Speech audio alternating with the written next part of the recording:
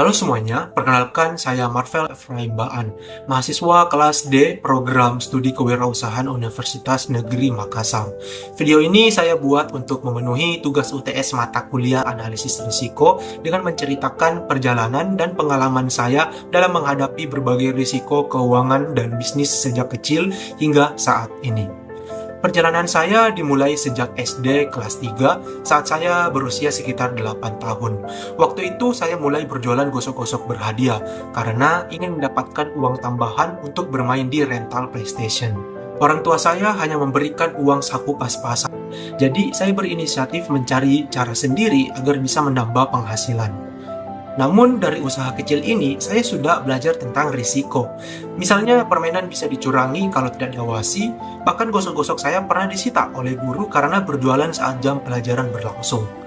Dari situ saya belajar untuk lebih berhati-hati, mengatur waktu, dan memahami pentingnya pengawasan yang dalam, walau cuma jualan gosok-gosok berhadiah.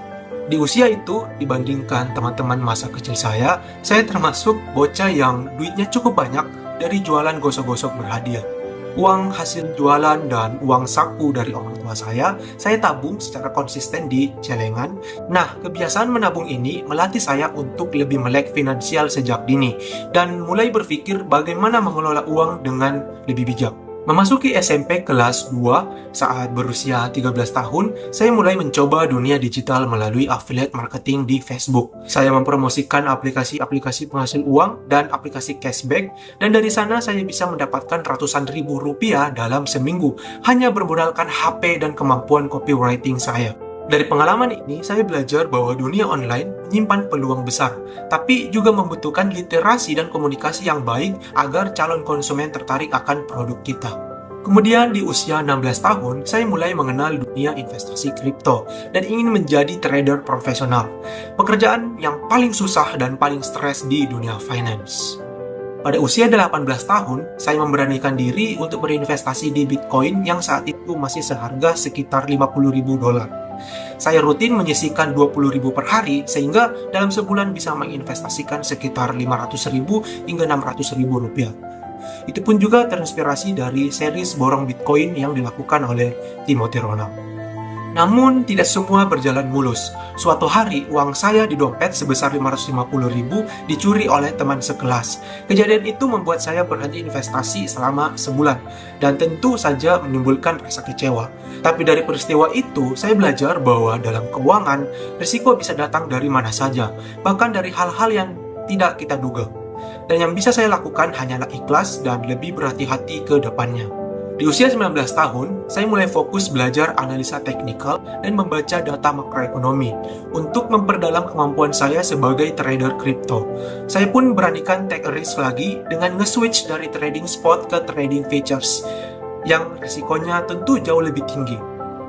Beberapa bulan pertama memang penuh kerugian, tapi saya sudah menyiapkan strategi money management dengan membatasi kerugian maksimal 2% dari modal per transaksi. Dengan begitu, saya bisa belajar memahami feel market dan logika pasar tanpa harus stres berlebihan saat rugi. Puji Tuhan, seiring waktu saya semakin disiplin dan objektif dalam mengambil keputusan. Setiap trade kini didasarkan pada rencana dan data, bukan perasaan. Dan hasilnya, portofolio saya mulai tumbuh secara compounding, di mana dalam beberapa jam saja per transaksi profitnya bisa mencukupi kebutuhan makan saya hingga 2 minggu ke depan. Dari perjalanan panjang ini, mulai dari jualan gosok-gosok waktu SD, menjadi affiliate marketing saat SMP dan SMA, hingga menjadi trader kripto di usia sekarang ini, saya belajar bahwa setiap tahap memiliki risikonya sendiri. Tapi justru dari risiko-risiko itulah saya bisa tumbuh dan belajar memahami nilai sejati dari usaha, ketekunan, dan pengelolaan keuangan. Sebagai penutup, saya ingin menyampaikan satu kesimpulan penting. Setiap rencana keuangan dan bisnis pasti mengandung resiko. Kadang kenyataan tidak berjalan sesuai rencana, tapi di sanalah kita belajar dan tumbuh. Risiko bukan penghalang, melainkan jembatan menuju pertumbuhan. Terima kasih telah menyimak cerita saya. Semoga pengalaman ini bisa menjadi inspirasi bagi teman-teman untuk lebih berani mengambil risiko dan terus belajar dari setiap prosesnya.